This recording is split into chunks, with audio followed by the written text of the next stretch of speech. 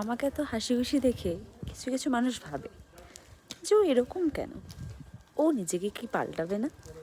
তাদের জন্য না, আমি নিজেকে কোনোদিন পাল্টাবো না। আমি নিজেকে খুব ভালোবাসি। আর যারা আমাকে কষ্ট দিতে এসছে না, তারা হার মেনে চলে গেছে। জানো কেন? কারণ তারা আমাকে ভাঙতে পারেনি, তারা আমার মুখের হাসিটা ছিনিয়ে নিতে পারেনি। কারণ আমার নিজের মুখের হাসিটা আমার কাছে খুব দাম। আমি নিজের মুখের হাসিটাকে ভীষণ ভালোবাসি।